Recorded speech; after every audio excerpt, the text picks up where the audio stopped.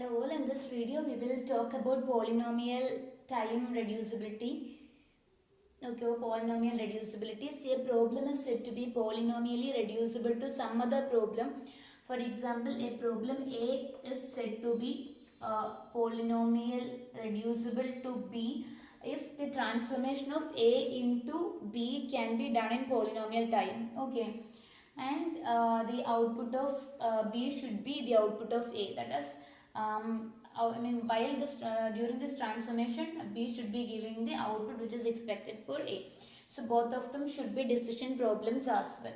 So this is the basic idea of polynomial reducibility. An example is you can convert a two sat or satisfiability problem into a path problem. So we will see that in the next video.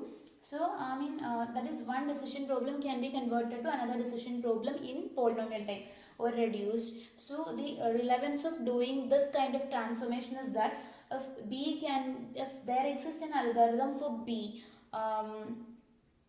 in polynomial time, then definitely that algorithm can be used to solve A as well, because A can be converted to B in polynomial time. Now the existing solution for B can be used for A also. Okay, so this reduces the task of solving all the problems, but instead of you are capable of, if you find an algorithm to solve one problem in polynomial time, you can solve all such problems in polynomial time. So that is actually a hope that is given to us.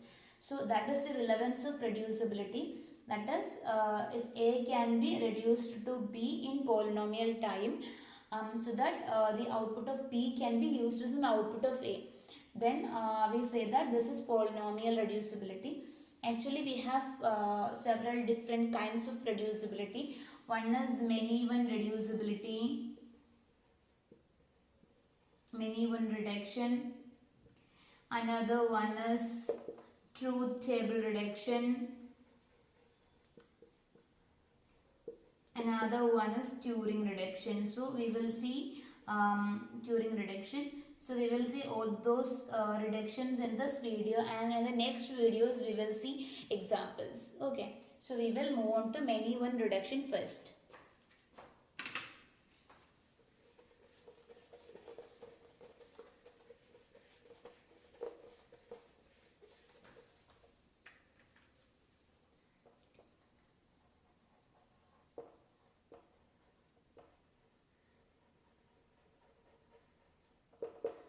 So here what we do is we will convert the input to A. For example, if X is the input to A and if Y is the input to B, and if X dash is the output of A and assume that Y dash is the output of B, what we do in many-one reduction is we will transform the input of A into input of B.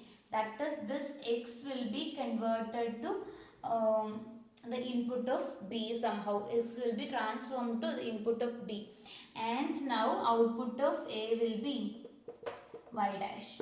Okay, so Y dash will be the original output that we will obtain even if this kind of reduction has not been done. That is, for A, what exactly is the expected output, that will be Y dash. Okay, the only thing is that we are transforming the output of input of A into input to A into input to B, and since so here B will be, both of them should be decision problems, and B will be very easy to solve. Or if at all there exists a polynomial time algorithm for B, if we can do this reduction in polynomial time, definitely we can get the output for A also in polynomial time. That is the relevance of this kind of reduction, and this is what many-one reduction is. So hope you understood. That is, basically speaking, we are converting input to A into input to B and taking the output of B as the output of A. Okay. So we will see truth table reduction next. Truth table reduction, what we do is we will be having some inputs to A, say X is in it, and we will get some output X dash. Similarly for B also we will be having some inputs Y and the output Y dash. Here what it does is it will map the input to A, that is, it will map the x into a fixed number of inputs which will be given to b, and then some output y dash will be obtained, and again there will be a truth table mapping of y dash to the input of x dash. That is x dash is actually some function of y dash here. That is, this function is the truth table function. That is, truth table of y dash will give you the value of x dash. We'll be having some kind of mapping between the inputs and between the outputs, and this mapping is a fixed mapping, just like a truth table. That is why this is known as truth table reduction. So the input x's will be mapped to some fixed inputs y, and this y dash output will be mapped to an output x dash. Okay. So that is truth table reduction. We will see Turing reduction next.